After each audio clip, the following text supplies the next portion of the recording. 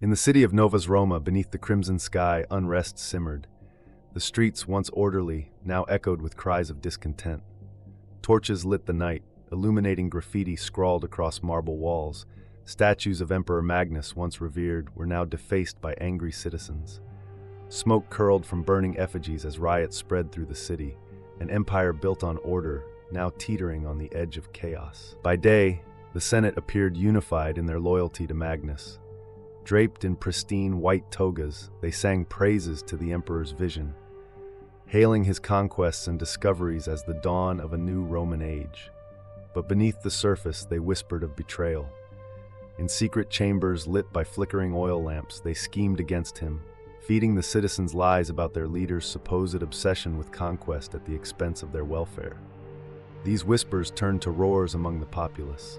Citizens, disillusioned and angry, marched in protest.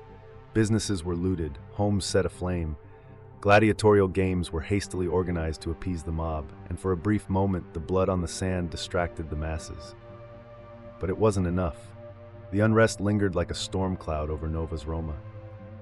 In the dead of night, shadows crept through the grand halls of the emperor's palace. Silent save for the faint rustle of fabric and the whisper of a blade being drawn, a cloaked figure moved with purpose. The emperor, lost in restless dreams, awoke to the faintest creak of the chamber door. Instinct gripped him. His eyes snapped open to see the glint of steel descending toward his chest. Magnus rolled from his bed just as the dagger struck the mattress, tearing through silken sheets. The assassin lunged again, their blade flashing in the moonlight. Magnus's training as a soldier ignited within him. Grabbing the knife, the two men began their struggle. The two figures grappled in the dim light, the assassin's agility pitted against the emperor's brute strength. The fight was ferocious but brief. The emperor managed to twist the dagger from his assailant's grip, delivering a crushing blow to the assassin's ribs. As they collapsed to the ground, gasping for air, Magnus demanded answers. But before words could spill from the would-be killer's lips, the emperor noticed a parchment tucked into their cloak. It was a note, precise instructions on how to infiltrate the palace, signed with the unmistakable handwriting of Senator Quintus, Magnus's most trusted advisor and friend. Rage boiled within Magnus. The betrayal was clear. His heart, once filled with hope for Novas Roma's unity, now burned with resolve. If the Senate sought to undermine his rule, then they would learn the price of treachery. The next day, the Coliseum stood packed. Citizens filled the stands, their voices a cacophony of curiosity and anticipation. At the center of the grand arena stood the Senate, huddled in a circle, their white togas now symbols of cowardice rather than purity. Chains bound their hands, their faces pale with fear. Magnus embraced the crowd, stood on the raised dais overlooking the scene. His voice thundered through the arena, carried by the winds and amplified by the structure's flawless acoustics.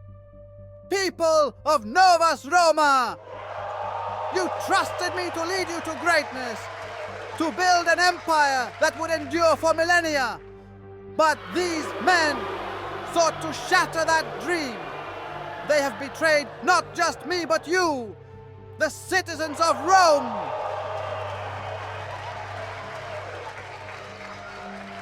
Their treachery will not go unpunished. Today, the false Senate falls, and from their ashes, a new Rome will rise, stronger, united, under one ruler. Unleash the Leo Mechanicus. At his signal, the gates of the arena opened with a deafening creak. From the shadows emerged the Leo Mechanicus, mechanical lions crafted by the finest Roman engineers. Their golden exteriors gleamed in the sunlight, their movements eerily fluid. The crowd gasped as the beasts prowled forward, their glowing eyes fixed on the senators. The senators begged, screamed, and pleaded for mercy, their voices drowned out by the growing cheers of the spectators. Then, with a sudden burst of motion, the Leo Mechanicus lunged. The arena floor became a spectacle of vengeance, blood soaking the sand as the crowd erupted in approval. Magnus watched, his face a mask of cold determination.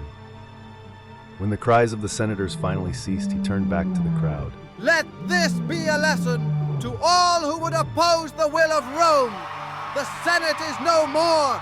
From this day forward, I alone will guide us to our destiny. Together, we shall build an empire that will stand for an eternity. The crowd roared its approval, chanting the emperor's name. Magnus raised his arms, basking in their adoration. But deep within, he knew this was only the beginning. The path ahead would be treacherous, but his resolve was unshakable. As the sun set over Novas Roma, its crimson light bathed the city in a fiery glow. The people cheered, the emperor stood victorious, and the age of the Republic faded into history. Hey, thank you so much for checking out the latest episode of my series, The Dance of the Stars. I've been having so much fun telling this story, and I try to release a new episode every single day. If you're enjoying my content, please consider subscribing to the channel. I'm very new to YouTube, and every little bit of support helps. Thank you so much, and I'll see you guys tomorrow.